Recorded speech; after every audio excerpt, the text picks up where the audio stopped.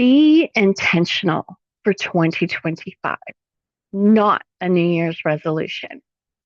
Why do I say that? I used to be where you are.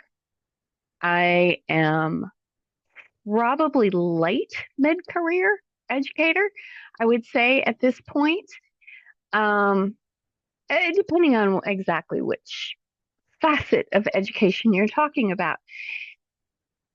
And it just doesn't work. And I would encourage you to tell your students not to make a New Year's resolution either, to encourage them to be intentional. Think about what they're doing. What is the purpose of a New Year's resolution? The purpose of a New Year's resolution is to fix the gaps that you feel were in your life during the previous year that we just finished. Why are those gaps there? There's something that didn't work right. Maybe we didn't do ourselves that we should have. And that includes setting boundaries where other people are involved. Maybe we let people tell us what to do more than we should have. Maybe we let people interfere with our time. Time is sacred. Time is precious. You are never going to get time back. We do not have a TARDIS. For those of you that are familiar with Doctor Who. So we need to think about the best use of our time. And I tell my students, we honor the creator with the best use of our time. This is something I say at the beginning of every quarter. You need to stay on top of your assignments, on top of your schoolwork. That is how we honor the creator. And it's also how we honor each other. Not everyone is going to honor your time. It may be an employer, it may be a partner, it may be a spouse, it could be a business associate, it could also, be our kids. And that one particularly is a difficult one to deal with because we provide for our children even when they're adults and they have moved out of the house, they still need the guidance of their parents. My mom has passed on for over 10 years now, and there's something I wish I could talk to her about every single day, right? Um, and that's another way to honor time. We need to gain that knowledge from our parents and our elders while they're still here on this side. So I just encourage you to be intentional, not set a New Year's resolution. What would that actually look like? Think about um, what other things may have meant that the last year didn't go as well as it should have. You didn't lose as much weight. Um, you, for whatever reason, to provide for your family, you need more funds. What would addressing those issues look like? Think about the steps because traditionally we learn one step at a time. And each of those steps weaves together into the content of the topic that we're learning, if that makes sense. So you need to think of the steps that you need to take in order to achieve those results. Do you need to establish a new habit? I always tell my students, your schedule starts with your bedtime. You have got to get enough sleep. You've got to get enough water. Your brain needs to be hydrated and rested in order to work. If you drink a lot of coffee, you need to make sure that you're drinking extra water because coffee is dehydrating. There are things like that, eating better, eating less processed foods. I'm trying to think what else. Um, do you need to, and this would begin with bedtime, going to bed at a better time. Do you need to go for a walk? Like 20 minutes, first thing in the morning, some fresh air, clear your mind. Or do you need to do that after dinner? Now, the when I was in grade school, the old timers, they called it an evening constitutional. You would go for a walk after dinner.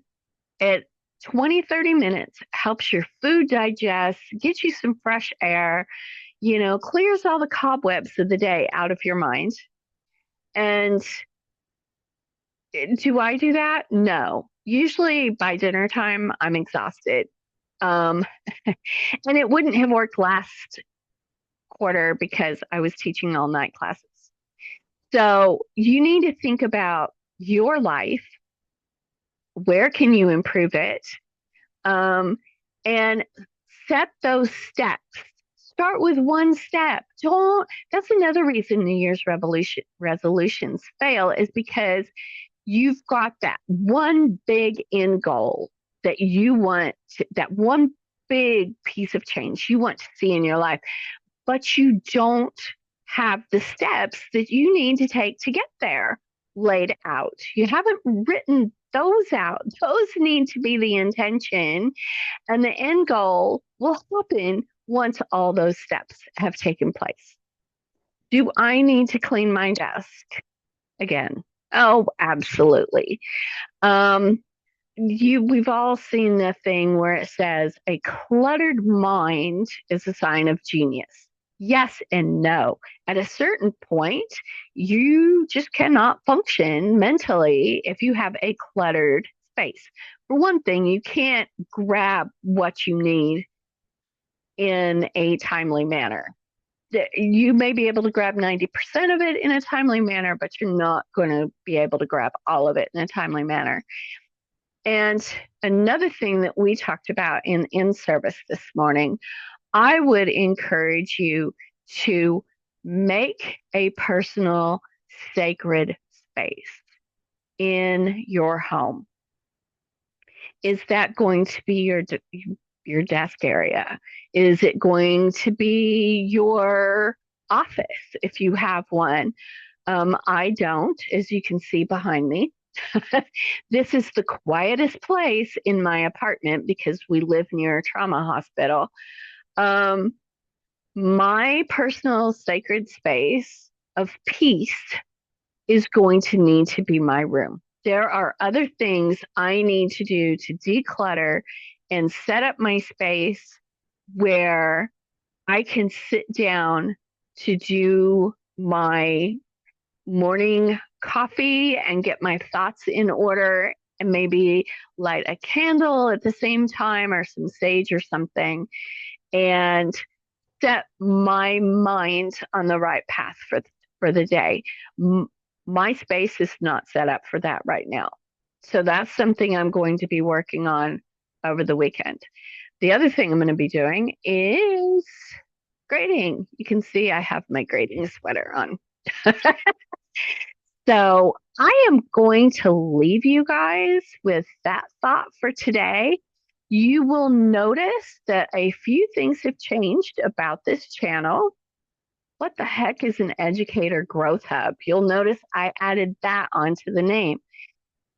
We're going to be talking about all things personal development for educators. For you early and mid-career educators, we are going to be talking in 2025 about educator growth, personal growth. We model what we want our students to do. So that's going to be a focus adjustment that we're going to make on this channel. I will still be doing these coffee chats for sure because I want to share some of the contemplations, the struggles that I have. We learn from others, right? So if you're an early career educator and you're struggling with something, guarantee you, I have been there, I have done that. Sometimes it comes back to revisit you later on, not to scare you, but it happens in maybe a different iteration, but along a similar line. And you're left thinking, oh my gosh, why is this happening now? I first started teaching years ago. Um, Native Americans believe that everything is circular. It goes in a season, like the seasons are circular. Um, we do not live in a linear world. It is the earth itself is round. The seasons go in the same four set rotation.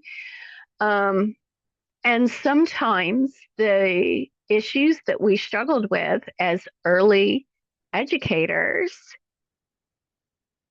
we resolved those as early educators, but then sometimes they pop up in a different way later on.